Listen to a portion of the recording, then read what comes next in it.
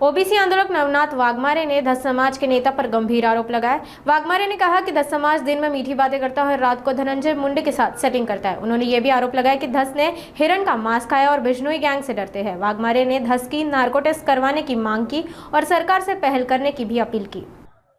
नाही असं मला तरी वाटत नाही, परंतु यामध्ये सुरेश धस समाजातून संपलेले आहेत।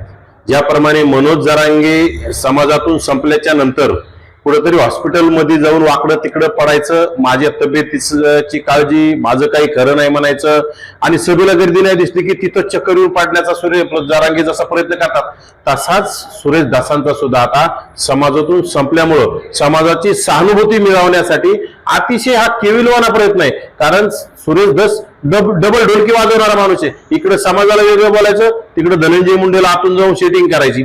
म्हणजे याला या दोघांनाही समाजाशी काही घेणं नाही। जरांगेचं तर धनंजय मुंडेच्या विरोधात बोलायचं आणि जरांगे धनंजय मुंडे आणि वाल्मिक कराडांना संध्याकाळी भेटतात, खोके घेतात। म्हणजे तुम्हाला त्यावेळी सगळं गोड वाटलं, परंतु समाजापुढे समाजाचे ढोलकं वाजायचं आणि अंधारातून तुम्ही खोके पेट्या घेण्याचं काम करता।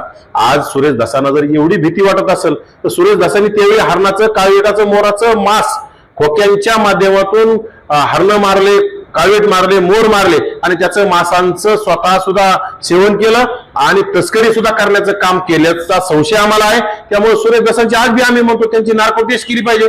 आणि सुरेश धसांना बिश्नोई गँगची जर भीती वाटत असेल तर सुरेश धसांनी स्वतः म्हणावं की मी खाल्लं नाही आणि माझी नार्को टेस्ट करा, त्यामध्ये दूध का दूध आणि पाणी का पाणी समोर येईल आणि सुरेश धसांना बिश्नोई गँगची भीती वाटणार नाही। परंतु सुरेश धसांनी नक्कीच हरणाचं, काळवेटाचं, मोराचं मांस खाल्लेलं असेल म्हणून सुरेश धसांना बिश्नोई गँगची भीती वाटायला लागली असं मला वाटतं।